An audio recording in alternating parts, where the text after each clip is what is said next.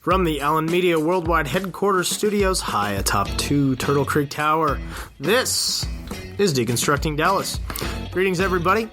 This is your host, Ryan Trimble, joined today by the always fantastic Shawn Williams. Shawn, good day, sir. What's going on, my friend? How are you? Man, it has been quite a week. It's my grass is growing. It's warm. We've got a little rain, and Like rains in the morning, and it's 106 in the evening. But it's okay. Is today the summer solstice? It's either today or tomorrow. It's today or tomorrow. I think we could probably find that out. I think we could look on the interwebs. Thanks, everybody, for listening today. We've got a great show coming for you today. We've had a big week here in the city of Dallas and all around Dallas County. By the way, belated happy Juneteenth, my friend. Well, thank you, Shawn. You know, I don't know. I didn't think as much about celebrating Juneteenth as I have in the past. I think I got a little bit too busy, but I did take some time for lunch and go to Two Partners over in South Dallas and had just a really good meal to celebrate and think about Juneteenth. But I also plan to this weekend go by the Dallas Historical Society at the Hall of State, which, of course, I am a member of the board, has the only known copy of General Order Number 3, which informed enslaved Texans, that they had been freed. And, you know, just to think that is an amazing piece of history that is here in our city and, you know, right down the street. So I'm hoping to make it by and check that out. Yeah, really cool note. And I'm glad you brought that to my attention. I didn't know this was the only known copy of this is, again, the proclamation that Granger reads from the balcony down in Galveston at Ashton Villa, proclaiming that all enslaved people are free. Thinking as a young person, we would barbecue on Juneteenth and have celebrations. We'd go out to the park. And now it has become a kind of a national celebration. And it's cool that it has Texas roots. Back in 95, I spent a summer selling door-to-door books in Michigan. And I remember that they celebrated Juneteenth back then, and it was interesting to me because it had an Afrocentric flavor. People dressed up like in African attire, and it was a really Afrocentric flavor. So there are different types of celebrations. And there was a cool article in the Dallas Morning News that was written by contributor Joyce King, and we can post a link to that in the show notes. But she talks about some of the different ways people in different parts of the country celebrate Juneteenth. But it's really great to have Texas roots with this holiday. And I can remember also people not wanting to celebrate Juneteenth. They would say, hey, it was 2 years later that people in Texas found this out, so that's not a reason to celebrate. 2 years later that people found this out. But I always say if it was good enough for our forefathers and our ancestors to celebrate this, if they found that as a reason to celebrate, then I also find it as a reason to celebrate. So again, kudos to our state for, recognizing this as a reason to celebrate. Yeah, absolutely, Shawn. And I mean, I've always aspired to what happens in Texas matters to the nation. And so when you have, by 1865, you have 250,000 enslaved people that are now freed. I mean, that's a big deal. And so everybody should be celebrating. Yep, there's a reason to celebrate. And so, next year I'll try to remember to do a little bit more celebrating than I got caught up. But maybe I'm you glad can invite me next year. Next year I will plan to get you in on a little bit of Juneteenth celebration. We'll make sure we have some red soda water and have a good time. It sounds like a plan. Well, speaking of other goings on here in Dallas and in Texas, as most people across the country and probably across the world know, we've had a significant situation going on down at the border, down in Brownsville, and the issue has popped up here locally in Dallas.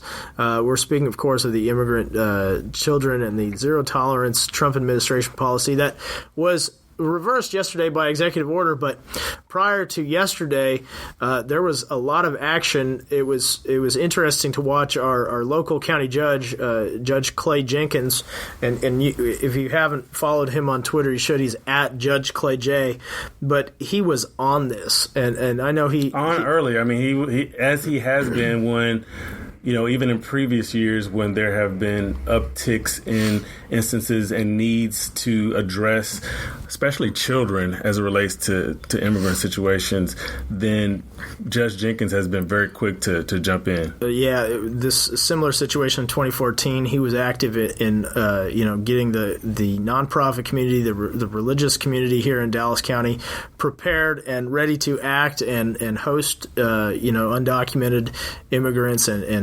immigrant children here in Dallas County. So get this, Shawn, even on Father's Day morning, he tweets, "Happy #Father's Day to all.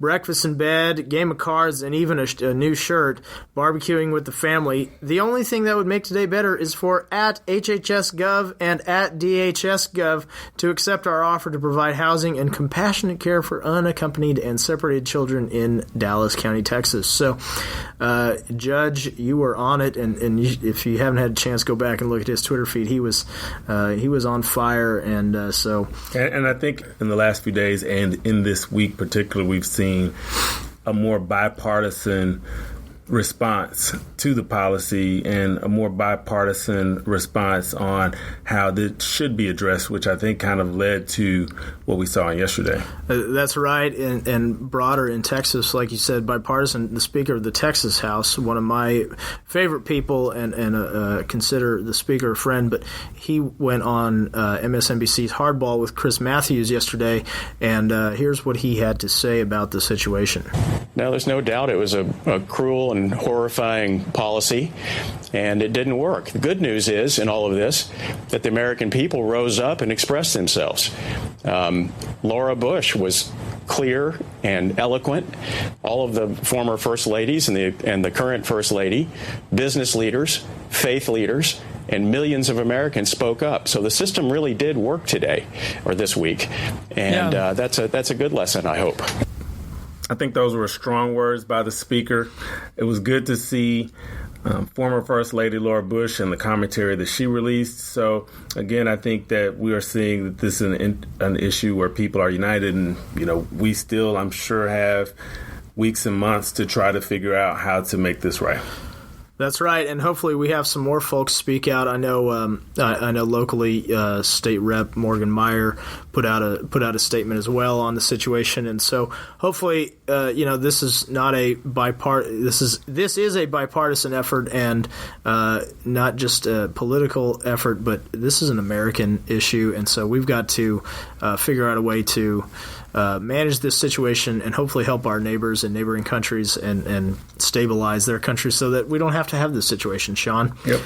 Yep. Well, Ryan, we need to get into our interview that we had this week, and we went downtown to talk to the Vice President of External and Legislative Affairs with AT&T, Angela Ross, and they are in the midst of a huge campus redevelopment that we'll talk to Angela about. But even their building currently, we had a chance to visit a number of floors downtown where they have a lot of cool things going on. They've already got a really great headquarters downtown. I didn't think I was going to be able to pull you away from the social media tracking board, huge screen, and Shawn was like looking at bugs. I literally had to hold on to you to pull you away. I was kind of lost in all the information. They had huge screens that talked about every time AT&T and some of their competitors were mentioned in social media. They had some of their corporate clients that are mentioned, and all of the headlines was there right in one space. And it was really a cool layout because they had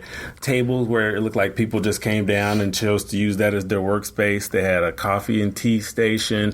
They had a huge wall where they had even the College World Series on for those who wanted to watch that as they were working. So it was great, and it was good to go on that tour with Angela Ross. Yeah, pretty amazing to get into the inner sanctum of AT&T's worldwide headquarters. So very cool stuff, Shawn. Let's get into that right after this quick break. Deconstructing Dallas. Thanks for tuning in. We'll see you shortly.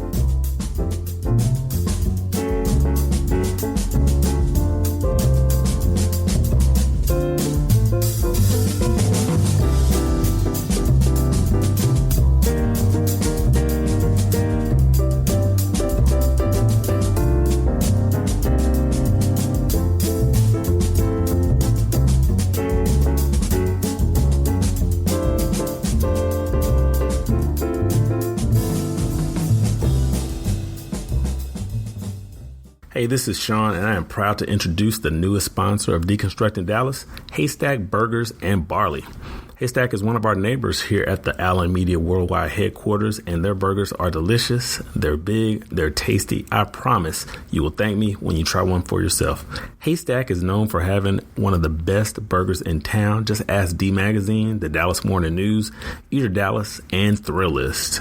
We have a lot of our team meetings here at Haystack, and of course we like the Haystack burger, especially with the hand-cut fries. The Haystack salad is also popular in our office. Some of our folks like theirs with the chicken. They also have a veggie patty. I like to ask them to just throw my burger patty right on top of the salad. So join us at Haystack Burgers and Barley here in Dallas at 3838 Oakline Avenue or at the Richardson location. For more information, check out haystackburgers.com.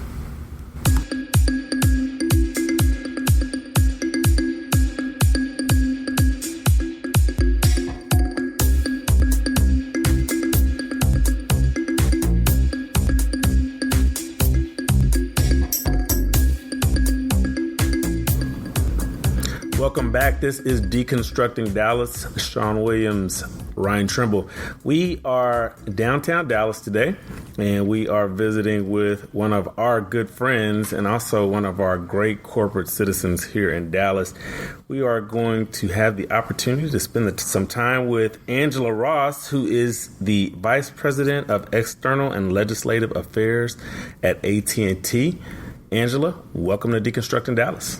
Thank you, Shawn and Ryan. Happy to be here. This is a beautiful view.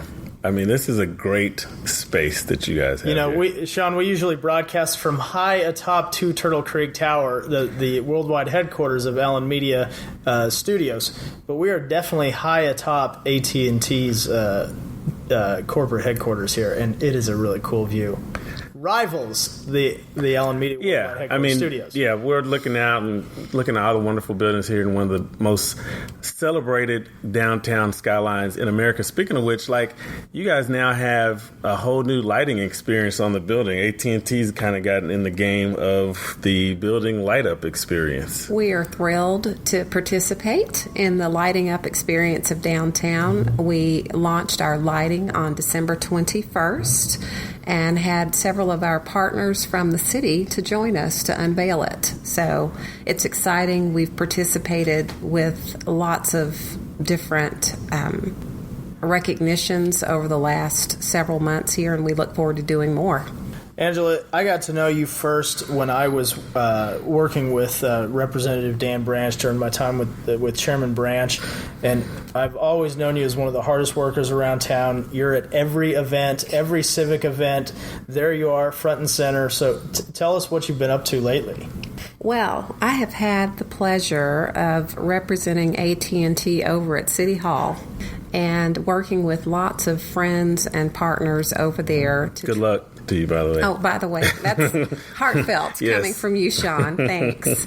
But we've worked on our AT&T Discovery District, and there's been nothing like it that I've worked on at AT&T. Who gets a chance to help to make come to fruition a new campus, a new global corporate headquarters that's an urban tech destination that we want to share with the public? You know, it's been really cool looking at news reports of what AT&T is planning, and even looking as that has been discussed with the council. But as you and I have talked some, you've shared some of the, I guess I'd say, inside information. But as I've looked, I had no idea that AT&T is the largest company in America that is headquartered in the downtown area. So I'm sure that presented some challenges. Number one, as you all were looking at other opportunities, but we're glad that you all decided to stay downtown. Well, so are we. Our chairman is ecstatic about being downtown, and we looked at several different sites. Back in 2016, and all of them were within the city limits of Dallas except one, but we chose to stay downtown Dallas because we think it just has lots of opportunity for the city, for us, for our workers, for our